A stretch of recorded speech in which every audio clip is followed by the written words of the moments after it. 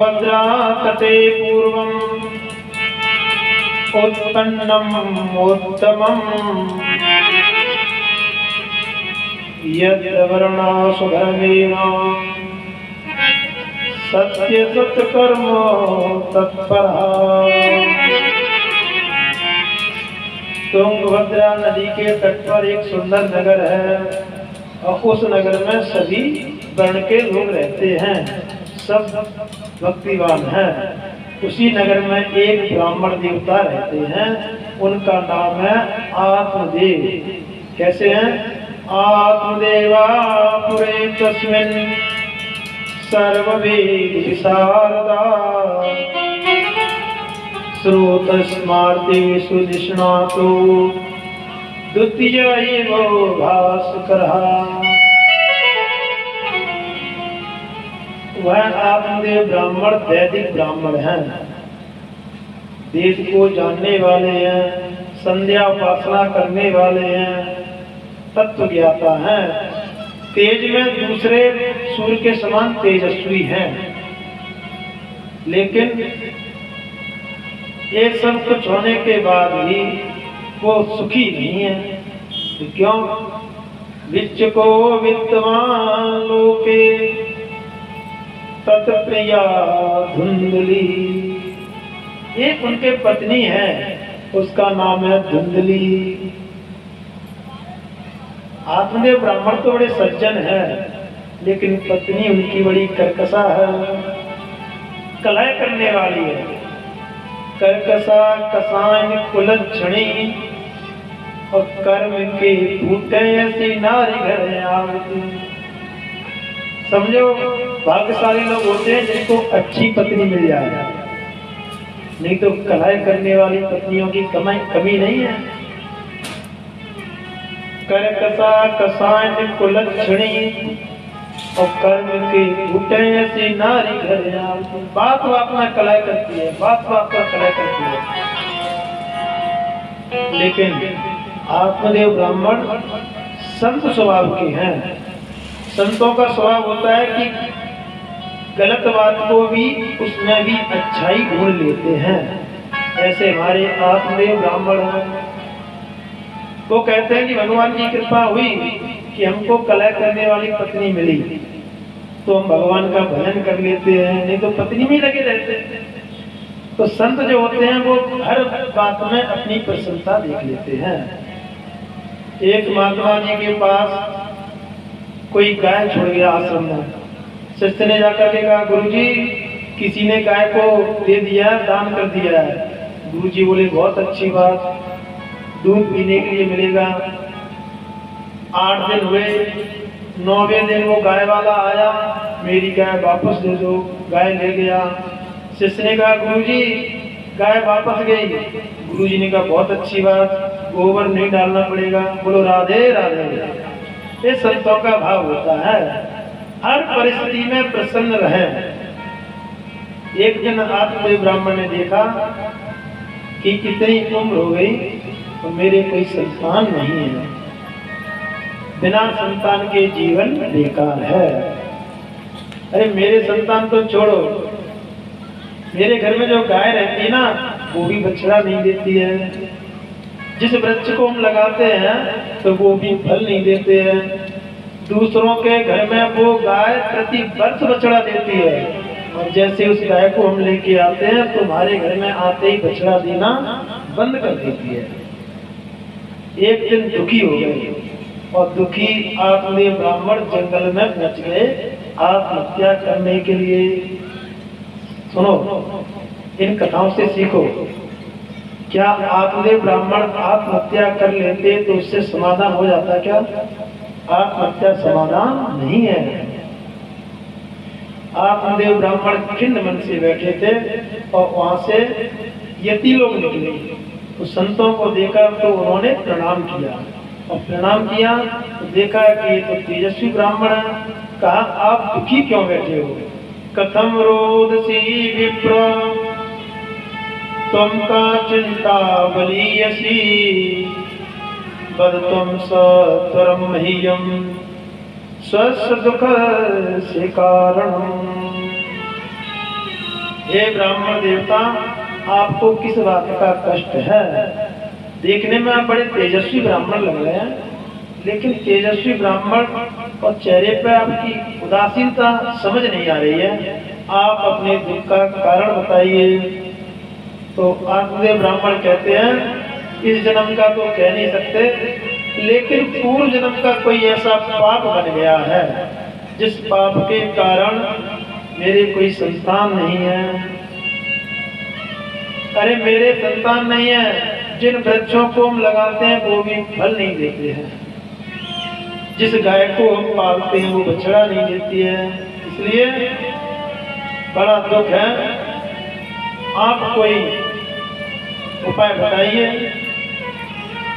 कहते हैं ऐसा जीवन बेकार है, दिग्जीवतम प्रजाहीनम दिग्ग्रहं च प्रजां विना दिग्धनं चानपत्यस्य दिक्कुलं संतति विना। बिना प्रजा के राजा का जीवन बेकार है। प्रजा नहीं होगी तो राजा किसके ऊपर राज्य करेगा? उसी प्रकार से बिना संतान के घर बेकार है।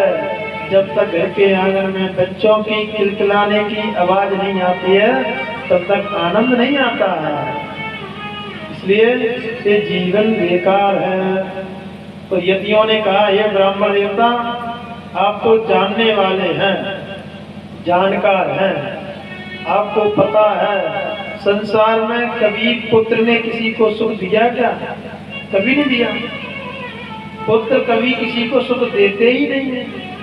आप क्यों पुत्र के चक्कर में पड़े हो? पुत्र तो दुश्मन के समान होता है, वो सुख नहीं देता है। आपने ब्राह्मण को समझाया, जन्मते ही घरणी लई तरुण भय ते भोण और वृद्ध भय सब कछु लयो सुत से बेरी कौन। आपका विवाह होके आए, उसके बाद में घर पर आकर के बोलो एक गिलास जल दे दो, तुरंत जल मिल जाएगा, फिर बच्चा हो जाए। फिर आप घर पर आओ ऑफिस से, आप बोलिए एक लोटा जल दे दो, अंदर से आवाज आएगी कि मैं बच्चे को देख रही हूँ, आप भर के पी लो। बोलो राधे राधे। जन्मते ही घर नहीं नहीं, बच्चे का जन्म होते ही आधा अधिकार बच्चे का हो जाता है, आधा प्रेम उधर बढ़ जाता है। तरुण भय ते भौन, और जैसे वो बड़ा हो जाता है तो मान सम्मान ले लेता है। अगर बड़ा बेटा अपने मित्रों से बात करे और पिताजी बीच में कुछ बोल दे तो क्या कहते हैं? पिताजी तुम शांत रहो, तुमको पता नहीं जमाना बदल गया। मान सम्मान ले लेता है। और वृद्ध भय सब कछु लयो सुत से बेरी को, और जैसे ही बुढ़ापा आ जाता है तो सब कुछ ले लेता है। जो संपत्ति आपने इकट्ठी की है ना, वो सारी संपत्ति का अधिकारी पुत्र बन जाता है। और वृद्ध पिता कहता है, बेटा मेरे एक जूते फट गए हैं, दूसरे दिलवा दो। तो क्या कहता है, हमसे पूछो घर कैसे चला रहे हैं, जूते सिलवा के काम चला लो। सारी संपत्ति उस पिता ने जोड़ी है, लेकिन क्या कहता है कि हमसे पूछो घर कैसे चला रहे हैं। तो जन्मते घरणी लई तरुण भय ते भोण और वृद्ध भय सब कछु लयो सुत से बेरी कौन। अरे ब्राह्मण देवता, आप सोच रहे हैं कि पुत्र मुझे सुख देगा, तो कभी संसार में किसी पुत्र ने सुख नहीं दिया। सुख पुत्र नहीं दे सकता है। आप तो जानकार हैं, आप क्यों इस चक्कर में पड़े हो? मुंचा ज्ञानम प्रजा रूपम बदिष्टा कर्मणो गति विवेकम तो समासाध्य त्यज संसार वासनम। ये तब से आप लगे हो ना, पुत्र पुत्र, पुत्र को छोड़ो, पुत्र की भाषा को छोड़ो, एक कर्म की जो गति है बड़ी ही बलिष्ठ है। ब्राह्मण देवता ने कहा हाथ जोड़ करके, ये सब ज्ञान मुझे पता है, लेकिन ये ज्ञान अभी हमारे अंदर नहीं उतरता। किसी व्यक्ति को प्यास लगे और उसके सामने आप पानी के गुण बताओ कि पानी कैसा होता है, पानी के गुण बताते रहो तो उसकी प्यास बुझेगी क्या? बोलो राधे राधे। पानी के गुण बताने से प्यास नहीं बुझती है, प्यास तभी बुझेगी जब उसको पानी पिलाया जाए। तो आत्मदेव ब्राह्मण कहते हैं आपका ज्ञान ठहरता नहीं है। क्यों? बिना पुत्र के घर में अच्छा नहीं लगता। गृहस्था सरसई लोके पुत्र पुत्रान समान का गृहस्थी का असली सुख है ना, वो पुत्रों के साथ नहीं है। जब छोटा सा बच्चा बोलता है ना पिताजी, तो ऐसा लगता है रसगुल्ला सा घुल जाता है। छोटे छोटे बच्चों की किलकिलाने की आवाज में बड़ा आनंद आता है। अब मुझे पुत्र ही चाहिए। तो यतियों ने देखा, कहा अरे ब्राह्मण देवता क्यों चक्कर में पड़े हो? तुम्हारी जो मस्तक की रेखा है वो कहती है एक जन्म छोड़ो, तुम्हारे तो अगले 7 जन्म में भी संतान का योग नहीं है। कोरी किताब तेरी अनमोल जिंदगानी, कर्मों की लेखनी से जाती लिखी कहा।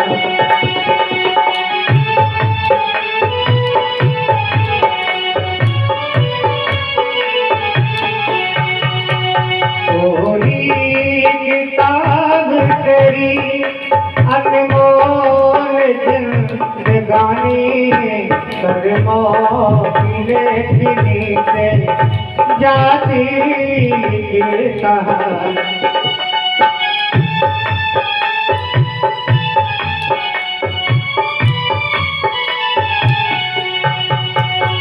सोने की जिसकी लंका लाखों से पुत्र नाती, पाटी से कान बांधा सारी सृष्टि कराती।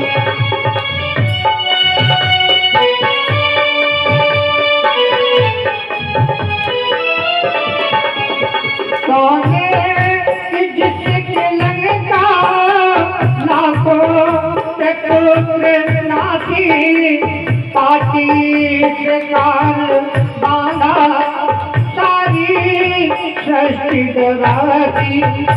उससे बचा न कोई, उससे बचा न कोई, और महलों में रोती रानी, कर्मों की लेखनी से जाती लिखे कहा।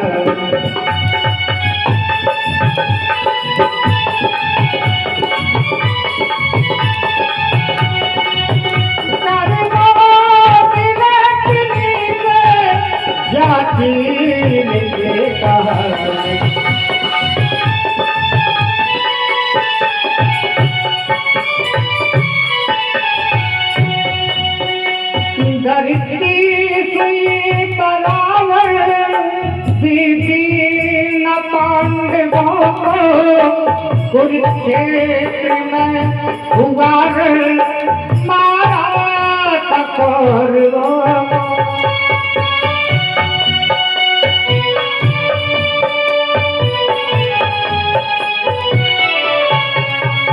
धरती सुई बराबर सीधी न पांडवों को, कुरुक्षेत्र में हुआ मारा कौरवों को। कुल में बचा न कोई,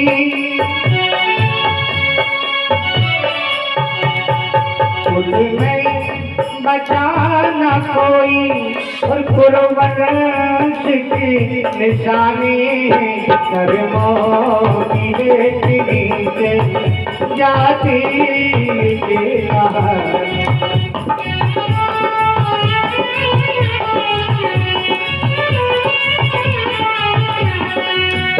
कोई किताब तेरी अनमोल जिंदगानी कर्मों की लेखनी से जाती लिखी कहानी जाती लिखी कहानी जाती लिखी कहानी।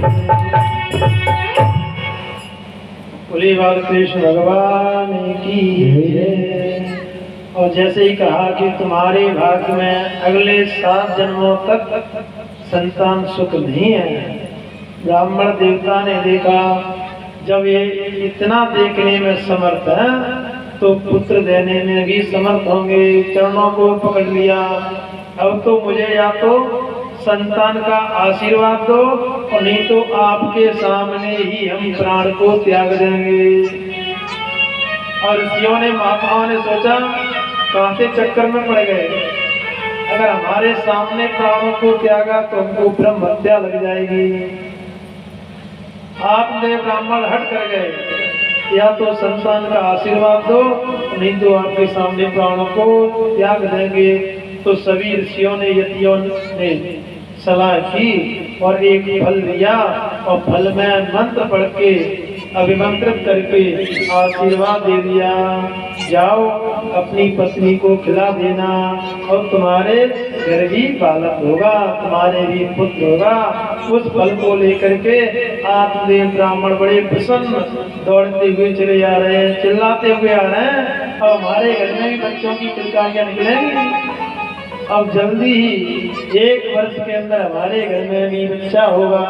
चिल्लाते हुए आए, आवाज लगाई, सुन रही हो देवी जी? वो वहां से चिल्लाती हुई आई, क्या हुआ? अरे हमारे पास में एक फल है, प्रसाद दिया, इस फल को तुम खा लो, हमारे घर भी बालक होगा। अब हमको भी संतान का सुख मिलेगा। देवी खा लो हमारे सामने खा लो।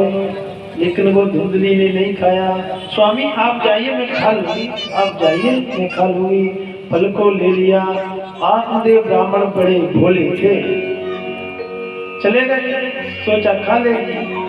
अब धुंधली मन में विचार कर रही है, फलवच्छेण गर्भस्याम गर्भेणोदर वृद्धिता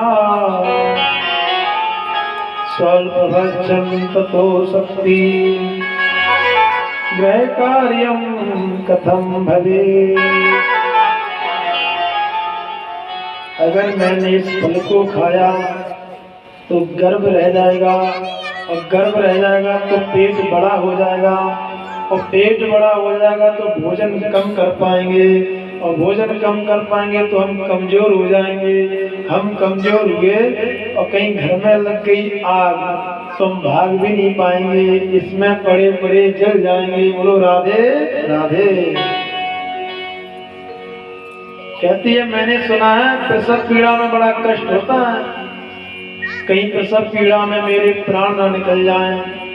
अरे वहां बच भी गए तो लालन पालन में बहुत से कष्टों को झेलना पड़ता है। ये बच्चे इत्यादि करने की विडंबना है। धुंधली कहती है कि मेरे मती से तो जो बांधिया हैं जिनके बच्चे नहीं हुए वो बड़ी सुखी हैं। अगर बालक हुआ तो घर में काम करने के लिए कौन आएगी? ननद आएगी। तो हम तो 4 मई से खड़े नहीं हो पाएंगे, पूरा सामान बटोर के ले जाएगी, पता नहीं क्या क्या भर ले जाएगी। बोलो राधे राधे। ऐसे मन में तर्क कुतर्क करती रही और तब तक उसकी सहेली आ गई। उसने कहा बहन आप चिंतित दिख रही हो, तो सारी बात बताई। उसने कहा बहन चिंता मत करो, हमारे 4 बालक पहले से ही हैं और अभी गर्भ है, तो हम अपना बालक आपको दे देंगे, आप अपने पति को जैसे भी बहला देना, वो तो सीधे साधे हैं, और काम करने के बहाने हम घर पे आ जाएंगे, तो बच्चे को दूध की भी व्यवस्था हो जाएगी। बोले इस फल का क्या करें? तो उसने कहा इस फल को गाय को खिला दो, फल की भी परीक्षा हो जाएगी, पता चल जाएगा कि संतों ने जो फल दिया उससे बच्चे होते हैं कि नहीं, क्योंकि तुम्हारी गाय ने भी बहुत समय से बछड़ा नहीं दिया, तो परीक्षा फल की भी हो जाएगी। ऐसा ही किया। समय आने पर अपने पेट से कपड़े बढ़ाती गई, बांधती गई, लिपेटती गई। भोले वाले ब्राह्मण, उनको समय आया तो कहा कि काम के लिए कोई चाहिए, तो अपनी सहेली बहन को बुला लिया। समय आने पर बालक हुआ। आत्मदेव ब्राह्मण बड़े प्रसन्न कि मेरे घर में बालक हुआ, बधाइयां बांटने लगे, और थोड़े ही समय बाद गाय ने भी एक बालक को जन्म दिया। बोलो राधे राधे। जिनके घर में गाय बछड़े नहीं देती थी, आज गाय ने भी एक बालक दिया, तो दो बालक हो गए, एक बच्चा गाय ने और एक धुंधली। अब आपने ब्राह्मण ने देखा कि छोरे बड़े बड़े हो गए, इन छोरों का नामकरण संस्कार करवा रहे, तो कहा देवी आज ब्राह्मणों को बुलाते हैं। ब्राह्मणों को बुला करके कहा कि इनका नामकरण संस्कार कर दो। इस संस्कार में आता है नामकरण संस्कार, 16 संस्कार होते हैं। अब संस्कार तो खत्म ही होते जा रहे हैं धीरे धीरे। जो मन में आया वो नाम रख लेते हैं, टिल्लू, मटल्लू, कल्लू, पिंटू, टिंकू, संटू, पप्पू, पता नहीं क्या क्या नाम रखते हैं। नाम रखने का ध्यान है, 3 या 4, कम से कम 3 अक्षर का नाम होना चाहिए। 4 का हो तो अच्छा है, और ऐसा नाम होना चाहिए जो भगवान के किसी नाम से मिलता हो। तो ब्राह्मण देवता राशि पलट रहे थे कि क्या नाम रखें, तब तक धुंधली अंदर से बोली कि कष्ट मैंने सहन किया, बच्चा मेरे हुआ, बालक मेरे हुआ, नाम ये ब्राह्मण नहीं रखेंगे, इसका नाम मैं रखूंगा, मेरा बालक। अब इतने समय बाद बच्चा प्राप्त हुआ, तो आत्मदेव ब्राह्मण ने कहा ठीक है तुम ही रख ले। तो धुंधली बोली मेरा नाम धुंधली, तो बच्चे का नाम धुंधकारी। तो राधे राधे। ब्राह्मणों ने कहा जो दूसरा बालक है ना, जो गाय से हुआ, इसके कान गाय के समान हैं, इसलिए इसका नाम गोकर्ण रख दिया। और दोनों छोटे छोटे बच्चे स्कूल में पढ़ने जाते हैं, तो गोकर्ण जी तो संतों का आशीर्वाद है, संतों का फल है। तो गोकर्ण पंडितो ज्ञानी धुंधकारी महाखला। खल नहीं हुआ, महाखल। इतना बड़ा दुष्ट हुआ धुंधकारी कि छोटे छोटे बच्चों को पिटाई कर देता है। कोई रास्ते में अंधा व्यक्ति जा रहा है, उसने कहा कोई रास्ता बताए, तो दौड़ करके जाता है, उंगली पकड़ के ले जाता है, और देखता है कि आगे कुआं है, तो कहता है कि बाबा सीधे चले जाओ। तो बेचारे कुएं में चले जाते हैं। प्रतिदिन कुछ ना कुछ करता रहता है। पिता को बड़ी प्रसन्नता होती है जब कोई उसके पुत्र की प्रशंसा करे, उसके पुत्र की बड़ाई करे, तभी पिता को सबसे अच्छा सुख का अनुभव होता है। आप कितने भी लाख, कितने भी करोड़ कमा करके पिता को दे दो, उससे प्रसन्नता नहीं होती है। आप कमा के क्या दोगे? जिन्होंने तुमको इस कमाने लायक बनाया, बोलो राधे राधे। कमा करके कितना दे सकते हो पिताजी को, और उन्हें तुम्हारे पैसे की इच्छा भी नहीं है, वो क्या करेंगे पैसे का? लेकिन जब बच्चे प्रेम से नहीं बोलते हैं, तब तो उन पिता को बड़ा कष्ट होता है। पिता को सबसे बड़ा सुख तभी होता है जब 4 लोग आकर के उसकी प्रशंसा करें, तो सबसे बड़ा आनंद आता है। लेकिन आत्मदेव ब्राह्मण बहुत दुखी हो गए। प्रतिदिन धुंधकारी की शिकायत आती है, कहीं ना कहीं से शिकायत आती है। तो आज आत्मदेव ब्राह्मण दुखी होकर के रोने लगे। देखो, एक कथा है हमारी तुम्हारी सबकी है। एक दिन रो रहे थे कि मेरे पुत्र नहीं है, मेरे पुत्र नहीं है, इसलिए रो रहे थे। आज क्यों रो रहे हैं? मेरे पुत्र है, आज पुत्र है इसलिए रो रहे हैं। और एक दिन रो रहे थे पुत्र नहीं है। तो देखो, ये आत्मदेव ब्राह्मण और धुंधकारी की जो कथा है वो हम सबकी कथा है। आध्यात्मिक दृष्टि से देखा जाएगा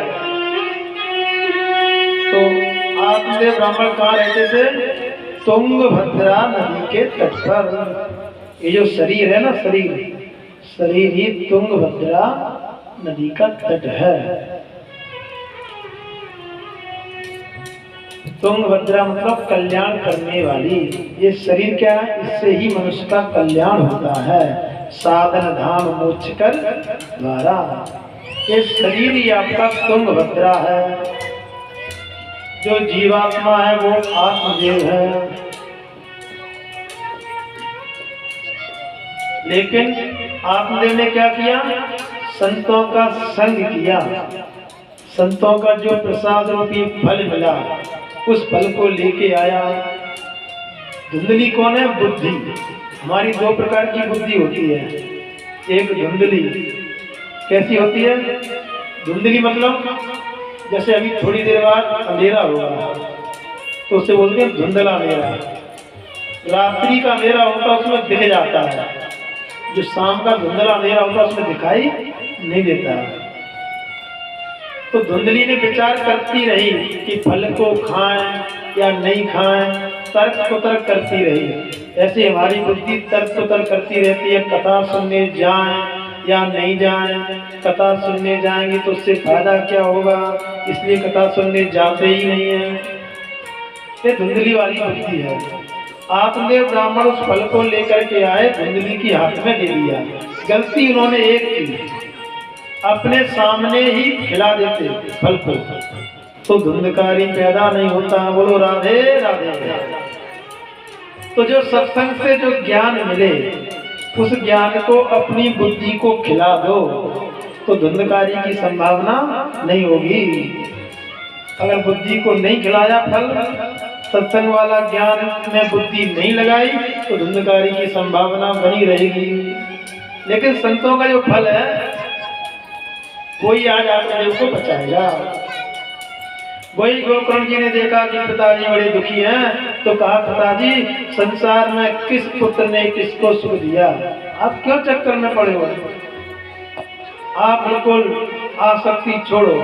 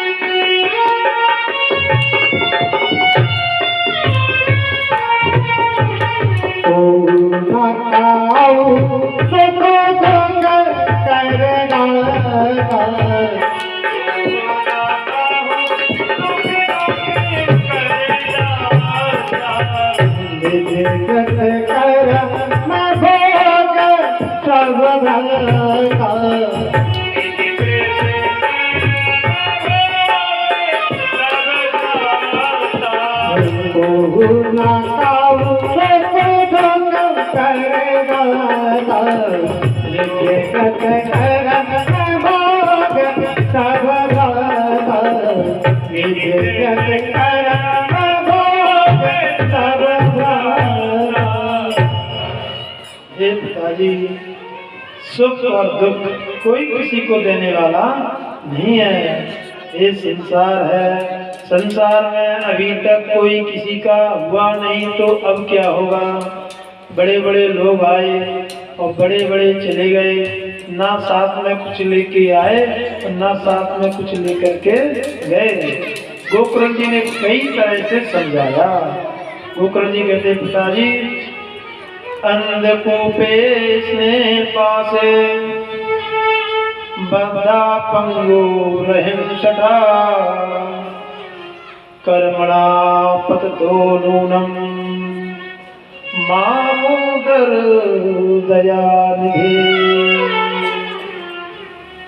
हे पिताजी, ये अंधकूप है। संसार कैसा है?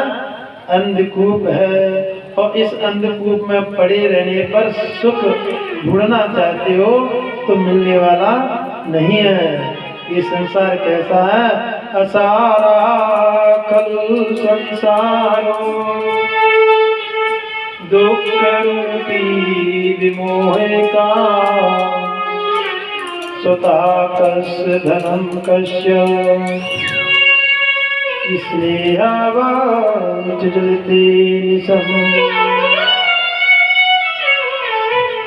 ये संसार असार है, इसमें कोई सार नहीं है। जहाँ आप देखते ना सुख नहीं मिलता है, वहाँ आपको दुख मिलता है। इसमें जो दिख रहा है वो सब नकली है। कैसे? एक सेठ जी ने अपने बच्चे से कहा, बेटा गर्मी का सारा सीजन निकला जा रहा है, आम नहीं खाए, आम लेके आओ। बच्चा दौड़ा दौड़ा गया, बढ़िया आम लेकर आया। पिताजी आमों को लेके आए। कितने लेके आए? पिताजी अपने घर में 7 लोग हैं, 7 आम लेके आए। बेटा अभी तो गर्म होंगे, इसलिए बाल्टी में डाल लो, पानी में डाल लो, ठंडे हो जाएंगे तब शाम को खाएंगे सब लोग। तो उसने सभी आम बाल्टी में डाल दिए। दोपहर में विश्राम किया। संध्या काल हुआ, कहा बेटा जो आम लेके आए थे चलो खाते हैं सब लोग। तो बाल्टी में बच्चे ने हाथ डाला। अब हाथ को ऐसे घुमाता, उसमें एक भी आम नहीं, मिट्टी मिट्टी पड़ी है।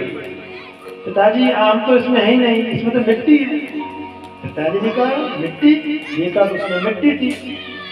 आम कहाँ गए? अरे मुझे लगता है कि तुमको बेवकूफ बना दिया। किस दुकान से आम लिए थे? चलो मेरे साथ। बच्चे का हाथ पकड़ा, दौड़े दौड़े गए और जिस दुकान से आम लिए थे, बेटा ने कहा पिताजी इसी से लिए। सेठ जी कहने लगे क्यों? छोटे बच्चे को देख करके तुमने उसे बेवकूफ बना दिया। आम एक भी नहीं, मिट्टी मिट्टी भर दी तुमने।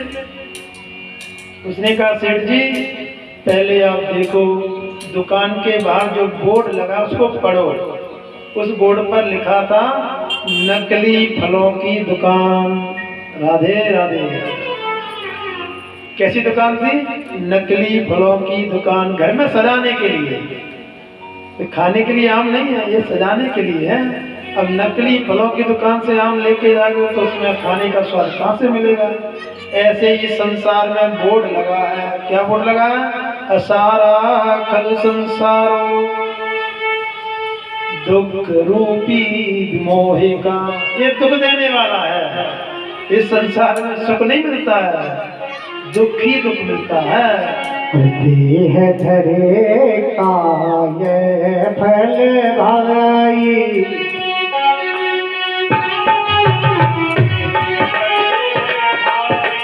देह धरे का ये फल भाई, हरे राम सब नाम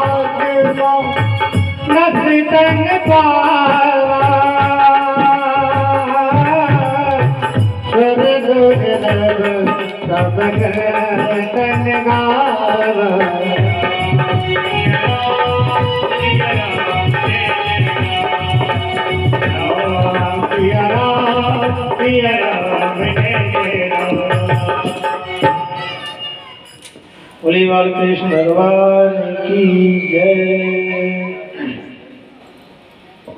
गोकर्ण जी कहते पिताजी, देस्तिमासुरदरे विमेतजत्वं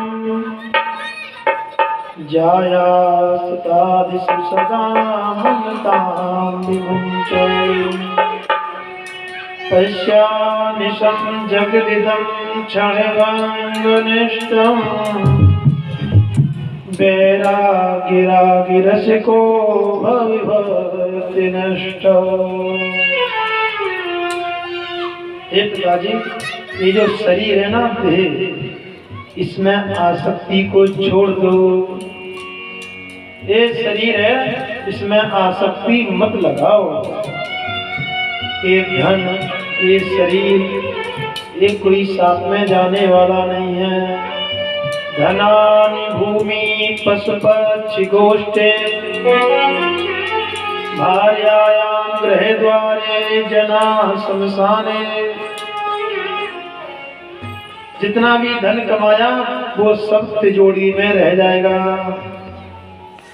जितने भी हाथी घोड़े कार BMW बोलेरो स्कॉर्पियो सब गैरेज में खड़ी रह जाएंगी, साथ में नहीं जाएंगी।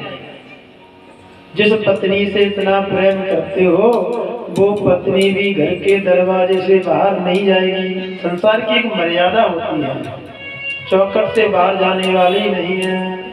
धनानि भूमि पशुपक्षि गोष्ठे भार्यायां गृहे द्वारे जना शमशाने। जितने भी मित्र हैं, जितने भी बांधव हैं, वो शमशान घाट तक जाएंगे। शमशान घाट से आगे जाने वाले वो भी नहीं है। हे पिताजी, जिस शरीर से इतना प्रेम करते हैं हम लोग, तेल साबुन पता नहीं कितने कितने तरह के क्रीम पाउडर लगाते हैं, ये शरीर भी शमशान घाट में जाकर के 50 आदमियों के बीच में जलाकर राख कर दिया जाएगा। ये शरीर भी साथ में नहीं जाएगा। केवल हमारा कर्म, हमारा पुण्य कर्म ही हमारे साथ में जाता है। जाया सुतादि सदा ममतां विमुञ्च। ये पिताजी इनको छोड़ो। क्यों? ये सब आपको छोड़ रहे हैं, उससे पहले इनको छोड़ दो। वैरागिरागिरस को भविभक्ति नष्ट। वैराग रूपी चादर को ओढ़ लो। समय आ गया ना, समय पर सब काम करना चाहिए, समय समय पर काम करना चाहिए। अब समय आ गया है वैराग की चादर को ओढ़ने का। अवस्था होगी पिताजी, अब छोड़ो घर को। बहुत सुंदर उपदेश दिया। जैसे स्कूल में जो पढ़ते हैं ना बच्चे, तो एक स्कूल की कोड होती है, ड्रेस कोड। इसी ड्रेस को पहन के सभी बच्चे स्कूल में आएंगे। कभी कभी बच्चे उस ड्रेस को नहीं सिलवा पाते हैं, तो बिना ड्रेस के भी चले जाते हैं। फिर धीरे धीरे मास्टर जी बोलते हैं ड्रेस पहन के आओ, ड्रेस पहन के आओ। फिर आती है 15 अगस्त, जैसे जुलाई में एडमिशन होता है, फिर आती है 15 अगस्त। तो कहा जाता है कि अब 15 अगस्त आ रही है, 15 अगस्त पर जो ड्रेस पहन के नहीं आएगा उसका नाम काट दिया जाएगा। बोलो राधे राधे। तो 15 अगस्त पर वो ड्रेस तब तक बनवाना पड़ती है। तो ऐसे ही अभी तक चल गया। अवस्था प्राप्त होने पर वैराग की चादर ओढ़ लेना चाहिए। गोकर्ण जी कहते पिताजी, अब घर गृहस्थी को छोड़ो, इसमें आसक्ति मत लगाओ, कोई किसी का नहीं है। धर्मं भजस सततं त्यज धर्मलोक धर्मान् शिवस्य साधु पुरुषाजै काम तृष्णाम् अन्यस्य दोष गुण चित्तमासो भुक्त्वा सेवा कथा रसमहो नित्यराम देवत्वम्। हे पिताजी, नित्य प्रतिदिन भगवान के गुणानुवाद को श्रवण करो, संसार को छोड़ो। एवं सतो विग्रहं विहाय या तो वनम विस्तीर्णतिर्षष्टिवर्षः। हे पिताजी, घर में अग्नि लग जाए, उसके बाद में कुआं खोद करके अग्नि को बुझाना बुद्धिमता नहीं है। अब आपकी अवस्था हो गई है, इसलिए समय से पूर्व ही भगवान का भजन करना चालू कर दो। लोग कहते हैं भजन कर लेंगे, बाद में कर लेंगे। बाद में कुछ नहीं होता है। नाक से बहेगा नाला और लाठी से पड़ेगा पाला। अब आप वृद्ध हो गए, वृद्ध अवस्था में लोग कहेंगे कहो राम, आप चाहोगे कहना राम तो राम नहीं निकलेगा, मुख से निकलेगा आम। बोलो राधे राधे।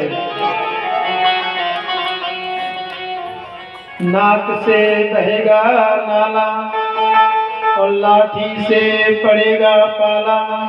अब हाथ में एक लाठी है, दिखता नहीं है, इधर उधर टुकुर टुकुर करके देखोगे तो भगवान के मंदिर में दर्शन करने भी नहीं जा पाओगे, नाली में गिर जाओगे।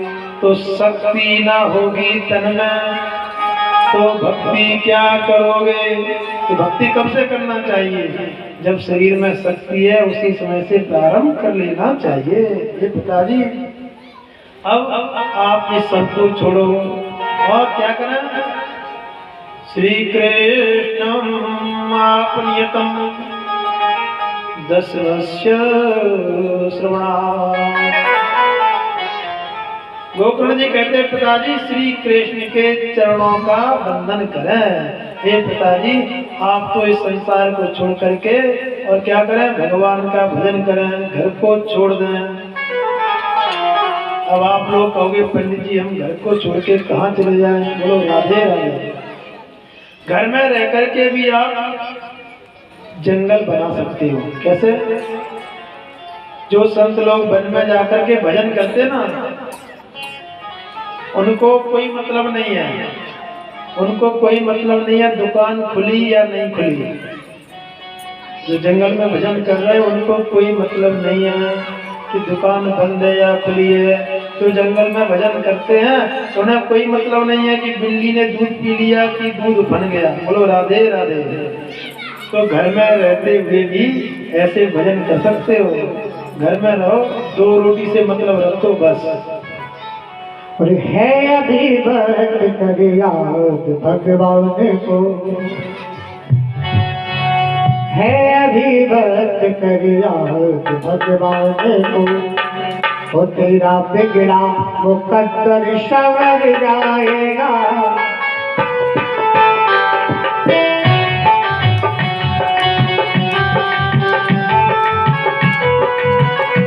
है अभी वक्त कर याद भगवान को, तेरा बिगड़ा मुकद्दर संवर जाएगा।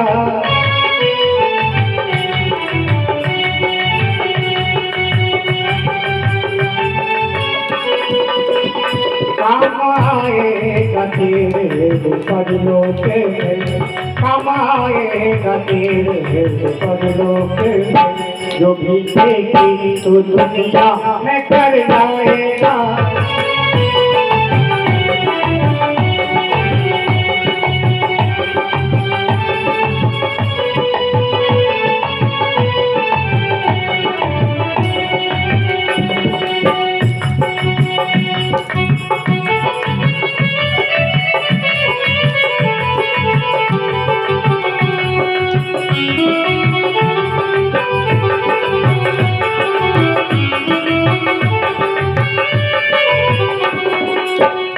रात दिन गिन के कारण तमाशा हो। रात गिन के, रात गिन के, रात दिन गिन के कारण तमाशा है तू।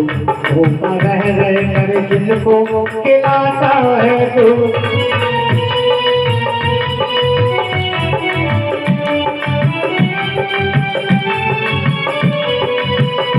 रात दिन गिन के कारण तमाशा तू।